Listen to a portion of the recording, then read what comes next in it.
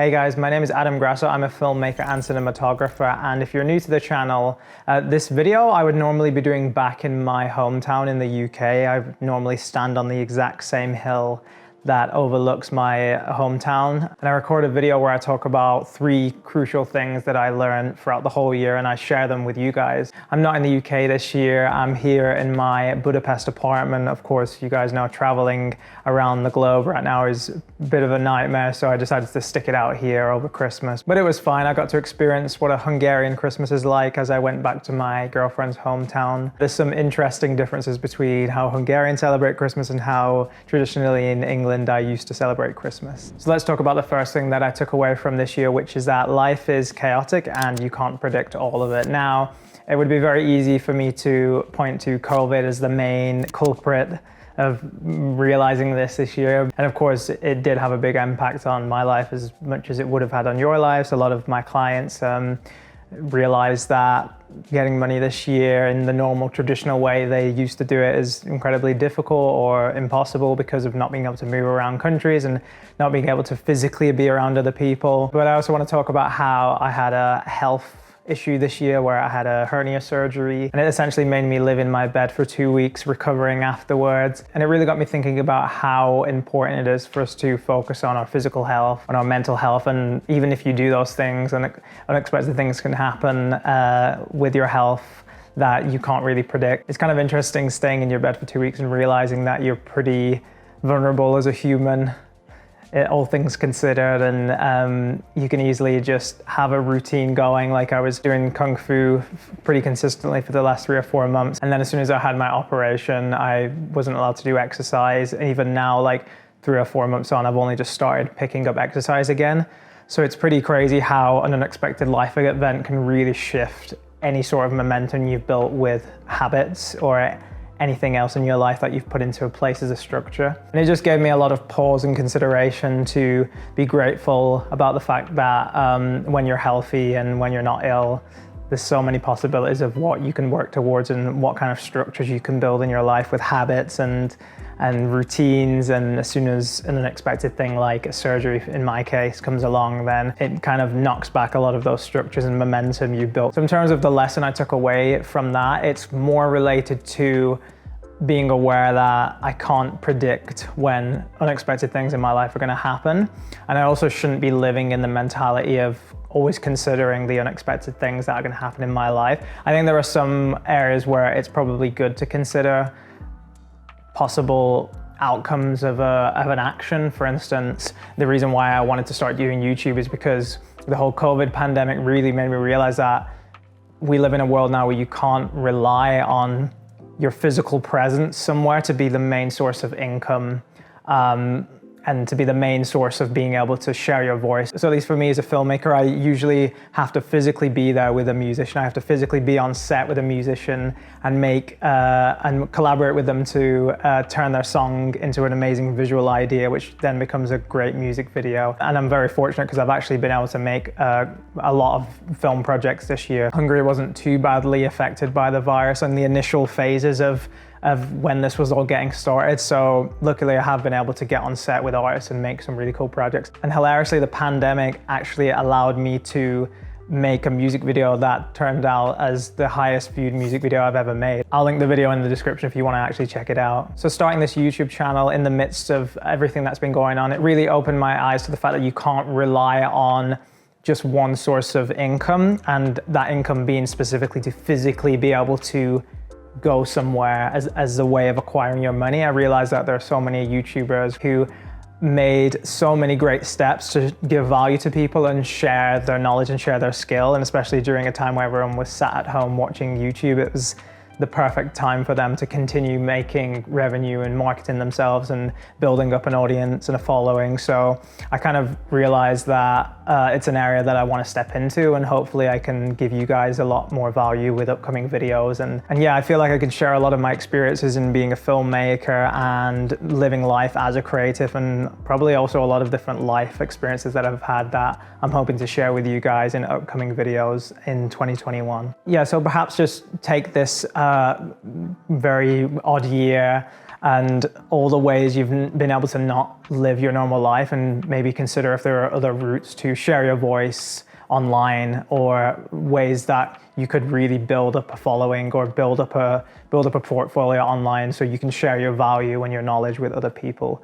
And to consider ways that you might not have realized that you can actually slowly acquire an additional form of revenue, so that if this ever happens again, we can keep our life moving in the direction that we want it to without being hindered by lack of money and resources. So my second reflection is to view my usage with social media as more of a creator rather than a consumer. A few months ago, I got blocked off Instagram for no reason whatsoever for a whole month. And it was so fascinating going from having access to this app that I use every single day to then not being able to access it for an entire 30-day period.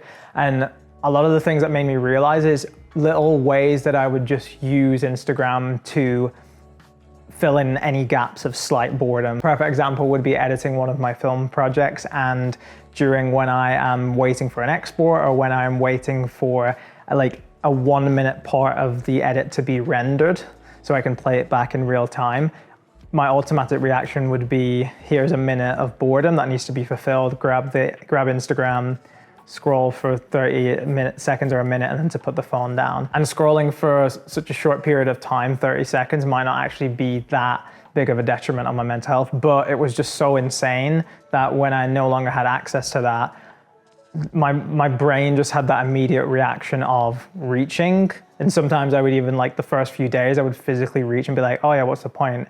I can't use the app, so what am I reaching for?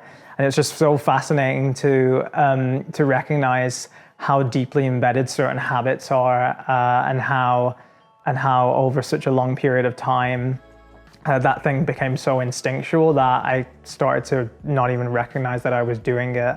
I'd say I'm pretty good with Instagram in comparison to some people I know. Like, I would only really use it for short bursts, like a minute here, 2 minutes here. But even that became something habitual, and objectively, I didn't even realize I was doing it. And even sometimes my girlfriend would look over at me scrolling, and then I would notice that she was looking at me, and I'm like, oh yeah, I should stop doing this. I'm wasting my time. And I would say that it probably took me about 7+ days, maybe a few days after that, until I reached a point where that habit that I'd manifested and created for months and months had just disappeared. And when I got the app back after 30 days, the way I used it was so different in comparison to before. I would be so hyper conscious about when I would have the desire to grab it, or have the desire to fill in that gap of boredom with just mindless scrolling. It got to a point where I was now aware of that habit that I had built up for myself for so long, and I could just stop myself and say, like, stop trying to fill in this boredom, just be bored for a minute. Maybe it's good for you. And I believe there's actually a lot of science on people using technology to fill in the gaps of boredom, and how boredom is actually a positive influence on you. I'll actually leave some articles in the description if you want to read a bit more about the research and science of this topic. But unless you want to get banned from Instagram purposely, which is, I mean, that's one way to go about forcing yourself to not use Instagram. But if you want to take a much more simple approach, something that you can do right now, drag your social media apps to the furthest page on your smartphone, and then it just applies that little extra bit of friction that otherwise maybe used to be really easy, because you could just literally hold your phone, tap, and you're in Instagram or your other social network of choice. But just maybe having that little bit of friction allows that to be a trigger to help you recognize that you're filling in the gap of boredom that you're experiencing with just social media. And the final thing I took away from this year was to create more time for play. And specifically what I mean by this is video games. Now, when I was a kid, and I don't even mean super young, I mean 16, 17, 18, I was a massive, massive gamer. I would play everything. Metal Gear Solid is one of my favorite game series of all time. Legend of Zelda, completed it, all that. PS3, Platinum Trophy, did a load of games. And then there was a point when, just before I went off to film school, I had to basically detox myself from video games, because me and my brother always shared our video games. And whenever we bought a game console, we'd half and half it and put the money towards to buy it. And obviously with me going away to university and him not, the game console stays in the family house. So basically I had a 1-month period of detoxing myself from playing games, which was surprisingly, well, it was really difficult at first, but I remember reaching a point where I was playing a game and I just had the urgent sense of, I'm wasting time here. I don't want to play this, and I put the controller down. And I don't think I touched a video game unless I was going around to a friend's house to do a bit of Mario Kart or something. I never sat down and played a game all the way through for like a couple of years after that. Mainly because I had this strange guilt that all this time that I'm putting into video games is just wasting time for things that I could be doing to improve myself and learn or practice filmmaking. But now things are a little bit different. At the start of this year in March, as things started locking down all over the world, I bought myself one of these, a Nintendo Switch. And in doing so, it drastically changed my whole perception and realigned myself to understand how important it is to just chill and to do something that doesn't have a bigger purpose or a monetary goal or working towards something that will eventually result in an amazing outcome. Just being able to just play a video game and have no guilt in doing so is such a powerful and important element that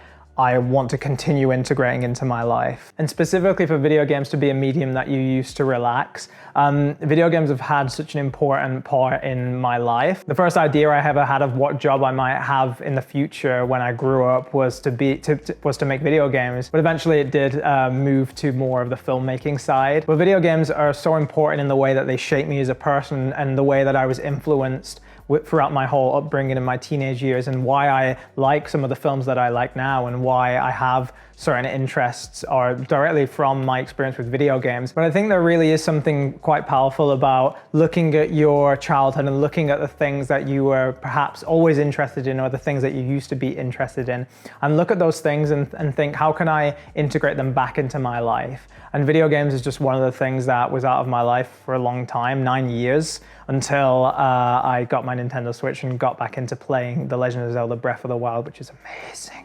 And it's interesting because even though I used to play video games for hours and hours and hours every day, now since I've gone back into playing video games, I really can see those two poles of the spectrum of being 6 hours, 7 hours a day playing, and then now where I have some days where I don't play at all. I have some days where I play for 1 hour, for 2 hours, and I can go for days without playing. I just don't have that pull and desire to fill up my time with video games unless I am having a particular day where I'm treating myself, rewarding myself for doing a lot of productive things, or whether I'm just having a day where I feel a bit down and I just know that chilling and playing video games is the thing I really need right now. Because at least for me, buying one of these things just helped make me feel a bit like a kid again and made me connect with that childlike sense of awe when you get a new game and you're just thrusted into one of these incredible worlds. And I'm sure there are things for you, if it's not video games, that also gave you those same sensations when you were a kid or when you used to do it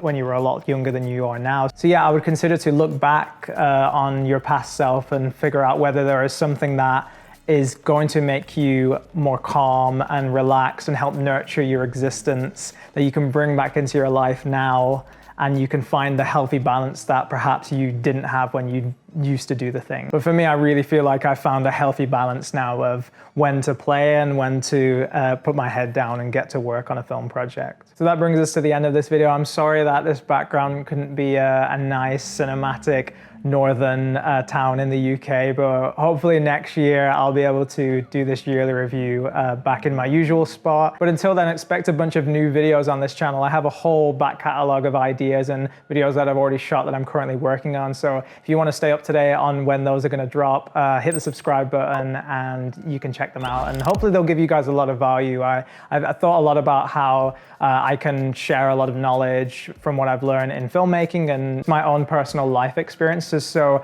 I really hope they can give you guys value. So again, don't forget to subscribe if you want to stay up to date on when I release those videos. And if you're curious about checking out my other film projects, hit the link in the description below and it'll take you to my website and you can check out some of my music video projects there. I'm Adam Grasso. Thank you so much for watching. Hope you have a great new year wherever you are, and I will see you guys in the next video. See you later. Number 1, baby. Oh yeah.